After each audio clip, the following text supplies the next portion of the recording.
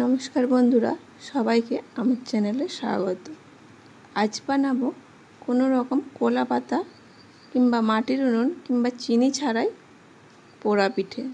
এই তালের পিঠেটি আজকে খুব সহজে তৈরি করব। চলুন তাহলে আজকের রেসিপি শুরু করা যাক।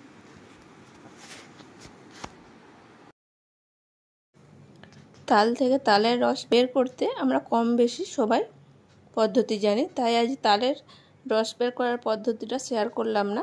এখানে আমি কিছুটা পরিমাণ তালের রস নিয়েছি। এই গ্যাস জেলে একটি কড়াই বসিয়ে দিয়েছি, রসটাকে ফুটিয়ে নেব।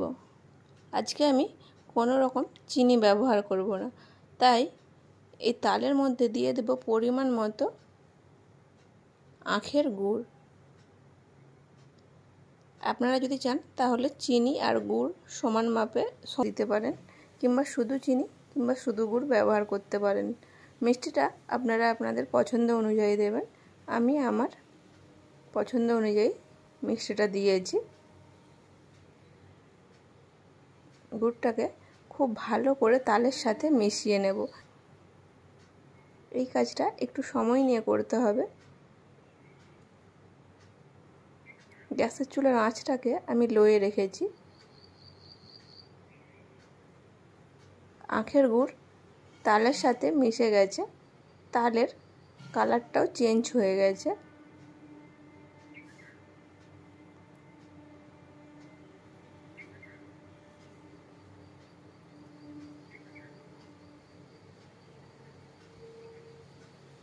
আমি অল্প পরিমাণে এই পোড়া পিঠেটা করব। তালের রসটা নিয়েছি অল্প পরিমাণে। আপনারা যদি বেশি পরিমাণে করেন তাহলে তালের রস বেশি পরিমাণে নেবেন।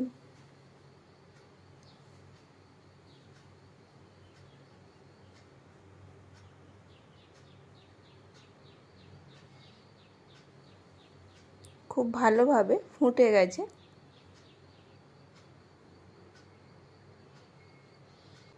দিয়ে দিলাম কিছুটা নারকেল কোড়া, আর দিয়ে দেব কিছুটা ছোট ছোট করে টুকরো করে রাখা নারকেল। তবে আপনারা যদি চান সম্পূর্ণ নারকেল কোড়াটাই ব্যবহার করতে পারেন, আবার টুকরো করে কেটে রাখা নারকেলও ব্যবহার করতে পারেন। আমি এখানে দুই রকম নারকেলই ব্যবহার করেছি। এইরকম টুকরো করে কেটে দিলে খাওয়ার সময় মুখে পড়ে, বেশ নারকেলগুলি খেতে ভালো লাগে। দিয়ে দিলাম পরিমাণ মতো লবণ। লবণটাও খুব ভালো করে মিশিয়ে নেব।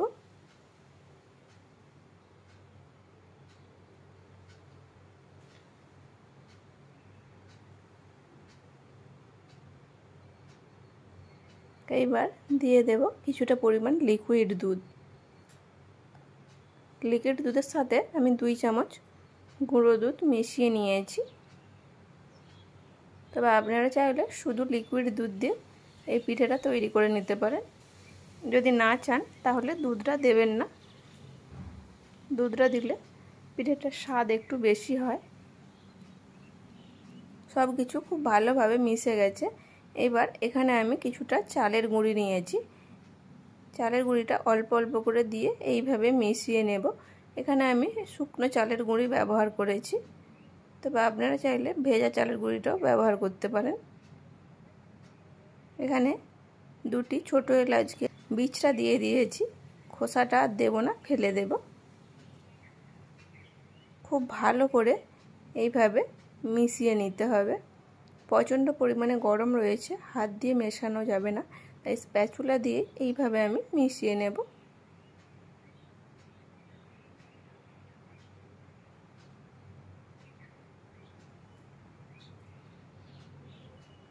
ততক্ষণ পিঠেটাকে তৈরি হতে দেব। সেই পাত্রটা রেডি করে নিয়েছি। আমি এখানে একটি কেক টিন নিয়েছি, সব দিকে এইভাবে বাটার পেপার লাগিয়ে নিয়েছি।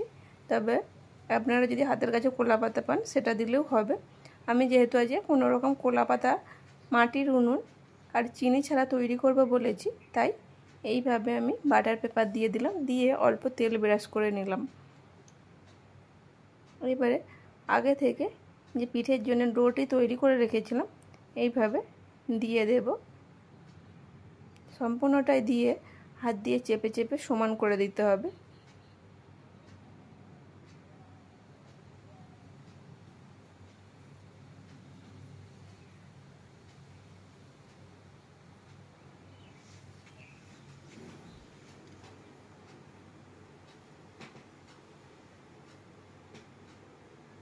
স্প্যাচুলা দিয়ে এটা সমান হবে না, অল্প একটু এখন ঠান্ডা হয়ে গেছে, তাই অল্প একটু এইভাবে জল হাত করে চেপে চেপে এটাকে ভালো করে সেট করে নেব, যেন কোনো অংশে গ্যাপ না থাকে।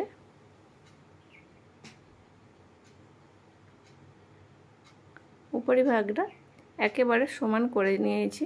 এখানে আমি কিছুটা কাজু নিয়েছি, এইভাবে সাজিয়ে নেব।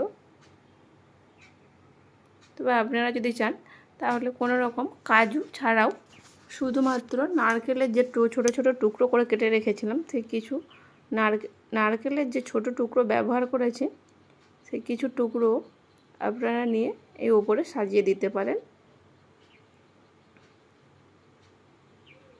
এরকম কাটা চেরি দিয়ে সাজিয়ে নিচ্ছি। আপনারা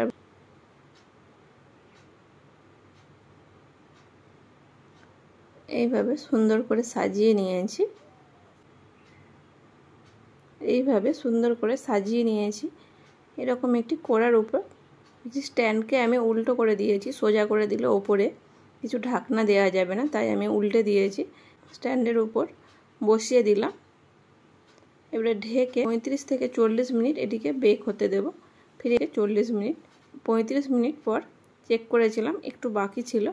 এখন 40 মিনিট পর চেক করে নেব।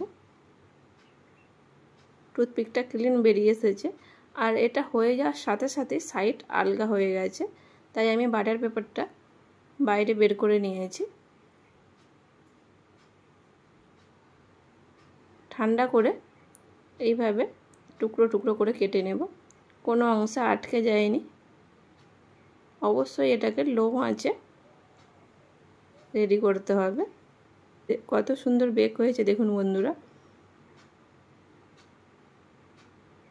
এবারে ছোট ছোট টুকরো করে কেটে নেব।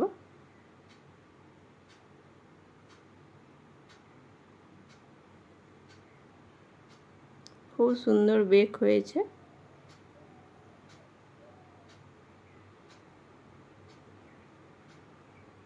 আমি এই রকম করে টুকরো করে কেটে নিয়েছি, আপনারা চাইলে আরও ছোট ছোট টুকরো করে কেটে নিতে পারেন।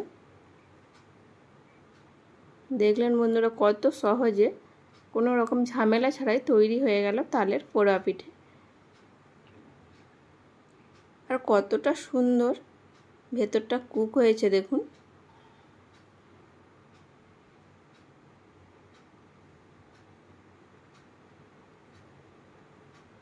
একেবারে পুড়েও যায়নি। রেসিপিটা ভালো লাগলে লাইক শেয়ার কমেন্ট করবেন এবং সাবস্ক্রাইব করে আমাকে সাপোর্ট করবেন।